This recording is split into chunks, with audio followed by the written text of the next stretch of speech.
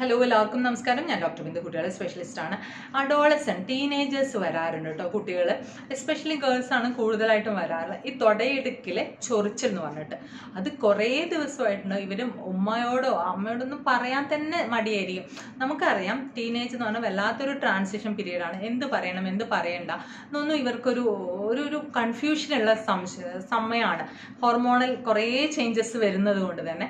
അപ്പം നമ്മളെപ്പോഴും ഇവരോട് ഒരു നല്ലൊരു കൂട്ടിൽ നിൽക്കണം. പാരൻസ് നല്ല ഫ്രണ്ട്ലി ആയിട്ട് നിൽക്കണം. അങ്ങനെയായാലും അവർ ഫ്രണ്ട്സിനോടായിരിക്കും ഇങ്ങനത്തെ കാര്യങ്ങൾ ഷെയർ ചെയ്യുക. അപ്പം എൻ്റെ അടുത്ത് വന്ന കുട്ടിയുടെയൊക്കെ ആ ഒരു ഏരിയ ഉണ്ടല്ലോ, ജെനിറ്റൽ ഏരിയ ഒക്കെ ഭയങ്കര മോശമായിട്ടുണ്ട്. അപ്പോൾ ആ കുട്ടി പറഞ്ഞില്ല, നാണം കൊണ്ട് പറഞ്ഞില്ല എന്നാണ് പറഞ്ഞത്. അപ്പം നല്ല ഫംഗൽ ഇൻഫെക്ഷനാണ് അവിടെ. എന്നിട്ട് സെക്കൻഡറി ബാക്ടീരിയലും കൂടിയൊക്കെ വന്നിട്ട് ആകെ വൃത്തികേടായിട്ട് ഇൻഫെക്ഷൻ ആയിട്ടിരിക്കും. അപ്പം നമ്മൾ ശ്രദ്ധിക്കണം, നമ്മുടെ ടീനേജേഴ്സിനോട് പറഞ്ഞു കൊടുക്കണം ആ ഏരിയ നല്ല വൃത്തിയായിട്ട് സൂക്ഷിക്കണം. വൃത്തി എങ്ങനെയാണ്? 2 നേരം പാൻറ്റീസ് മാറ്റാൻ പറയണം. ഈ പാൻറ്റീസ് നല്ല ഇടയ്ക്കൊക്കെ നല്ല തിളച്ച വെള്ളത്തിൽ കഴുകിയിട്ട് വെയിലത്തുണക്കാൻ പറയണം.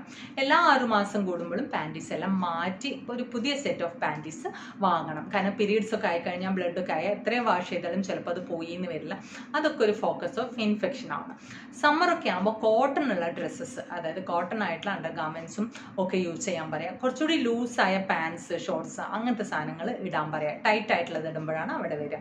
ഇനി ചെറിയ രീതിയിൽ ചൊറിച്ചിലൊക്കെ കാണുവാണെങ്കിൽ ചൂടുവെള്ളത്തിൽ ഉപ്പിട്ടിട്ട്, ചൂടുവെള്ളം എന്ന് പറയുമ്പോൾ ഇളം ചൂടുവെള്ളം എടുക്കുക. 1 ഗ്ലാസ് വെള്ളമാണെങ്കിൽ 1/2 ടീസ്പൂൺ ഉപ്പ് എന്നുള്ളതാണ് കണക്ക്. ഏകദേശം ആ ഒരു വെള്ളം വെച്ച് കഴുകാം. അല്ല സമയമൊക്കെ ഉണ്ടെങ്കിൽ ചെറിയൊരു ചെരുവത്തിൽ കുറച്ച് കൂടുതൽ വെള്ളവും ഉപ്പും ഇട്ടിട്ട് അതിൽ വേണമെങ്കിൽ കുറച്ച് നേരം ഇരിക്കാം. എന്നിട്ട് സ്പഞ്ച് ചെയ്തിട്ട് എടുക്കാം. അവിടെ ഈർപ്പം നിൽക്കാതെ നോക്കാം. അതായത് അതിന് മാത്രമായിട്ടൊരു തുണി സെപ്പറേറ്റ് വെക്കാം. മുഖവും തലയൊക്കെ തുടയ്ക്കുന്ന തുണി വെച്ചിട്ട് ആ ഏരിയ തുടയ്ക്കാതിരിക്കുക. സെപ്പറേറ്റ് ഒരു തുണി വെച്ചിട്ട് ഒപ്പിയെടുക്കുക. എന്നിട്ട് വേണമെങ്കിൽ കുറച്ച് വെളിച്ചെണ്ണയോ അങ്ങനെ എന്തെങ്കിലും സാധനങ്ങൾ അവിടെ അപ്ലൈ ചെയ്ത് കൊടുക്കാം.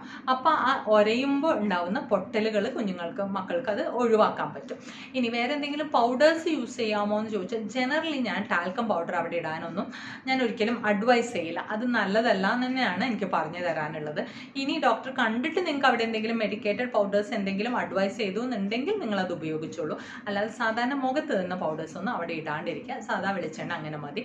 ഇനി എന്നിട്ടും ഇത് കൂടുന്നുണ്ട് എന്നുണ്ടെങ്കിൽ നിങ്ങൾക്ക് വീട്ടിൽ എന്തെങ്കിലും ഓയിൻമെൻറ്റ് ഉണ്ടെങ്കിൽ നിങ്ങൾക്ക് അത് അപ്ലൈ ചെയ്ത്, എന്തെങ്കിലും അല്ല മുറിവിനൊക്കെ തേച്ച ഓയിൻമെൻറ്റ് ഉണ്ടെങ്കിൽ അത് അപ്ലൈ ചെയ്യാം. നല്ല രീതിയിൽ ചൊറിച്ചിലുണ്ടെങ്കിൽ ഡോക്ടറെ കാണിക്കണം. ഫംഗസിനെതിരായ ഓയിൻമെൻറ്റുകൾ തേക്കേണ്ടതായിട്ട് വരും. കൂടെ തന്നെ നിങ്ങൾ ശ്രദ്ധിക്കണം, വിരയുടെ ഒരു ഗുളിക കൂടി ഈ കുട്ടികൾക്ക് കൊടുക്കണം. വേംസ് ഇൻഫെസ്റ്റേഷൻ ഒക്കെ ഉള്ളപ്പോഴും അവിടെ ഇങ്ങനെ ചൊറിച്ചിലൊക്കെ വരാൻ ചാൻസ് ഉണ്ട്.